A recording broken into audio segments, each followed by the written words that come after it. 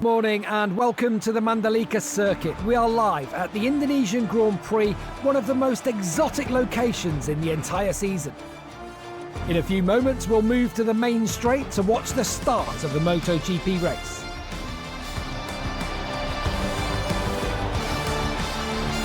Himself as the pole man, we just have to see if he'll be able to dominate this race as well.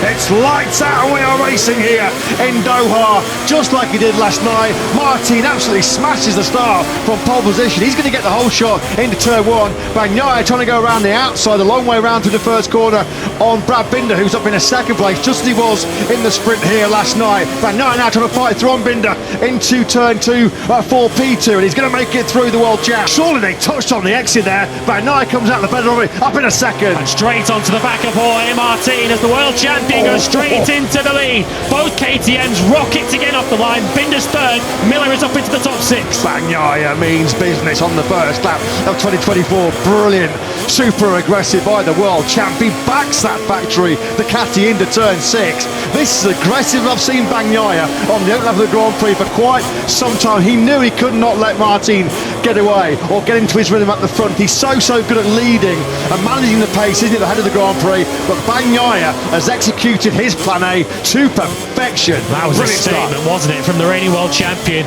We're worried about Aleix Espargaro. Where would he be on the first lap? He's down in 8th place now because that's Alex Marquez going through him. So it's all going wrong on the first lap for Aprilia. Aleix Espargaro is now 8th. Maverick Vinales 13th, and we all know what Trackhouse have been up to so far. Marc Marquez has wasted little time in picking off Enea Bastianini. So Marquez on a 93, but it's strange to see the 93 on anything other than a Repsol Honda, isn't it, in MotoGP? 11 years in the Premier class, all on the factory Honda. There he is in 4th place, having already got through on the beast.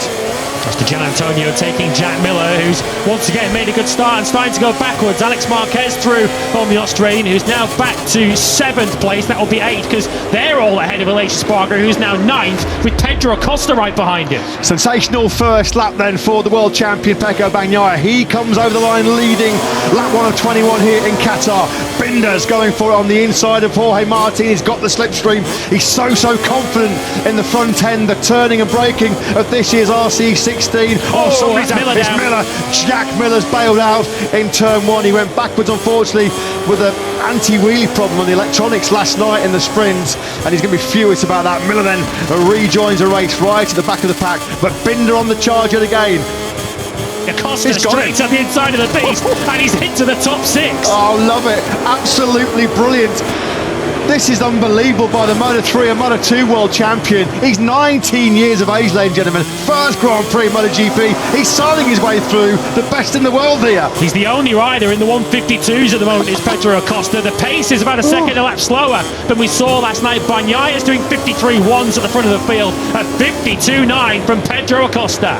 Absolutely incredible. We're already running out of superlatives, aren't we, to describe this young man. He's gone to the Saxon ring to be the youngest rider to win in Premier Class history. Thought that was going to be a big ask. It might happen in the next sort of 20 minutes or so, because Pedro Acosta has just been absolutely incredible. Martin now back through into 2nd place, up the inside of Binder.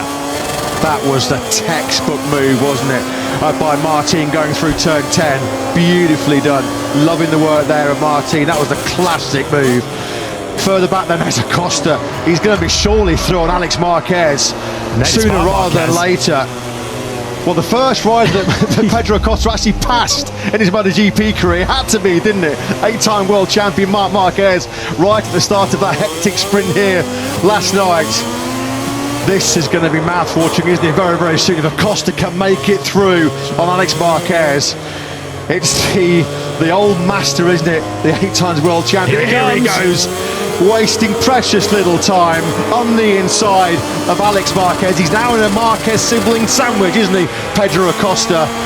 These are the kind of battles we were hoping would rage in 2024. Marquez, the older generation, the senior statesman, against the new young blood of Pedro Acosta, who is on the charge, smelling blood here, the shark. What's all the fuss about? I thought MotoGP was supposed to be difficult, he says, as he comes through in Alex Marquez. This is a battle that many have waited years and generations to see. Marc Marquez, the 8 times world champion, and many say the next Marc Marquez, right up behind him, Pedro Acosta in 5th. Binder still isn't done with Jorge Martin, as once again he's all over the back of the sprint winner as we come onto the start-finish straight to start lap 6. That KTM's got some proper poke this year, hasn't it? Side by side they go in the braking zone. Martin toughs it out, decelerating from nearly 365 kilometres an hour down to the second gear, 100 kilometres an hour, second gear, first corner. Looking a little bit further back, there's Pecco Bagnaia in the top left-hand corner of your screens. He still leads this Grand Prix after that super aggression at the start. Now here we go. This is going to be tasty.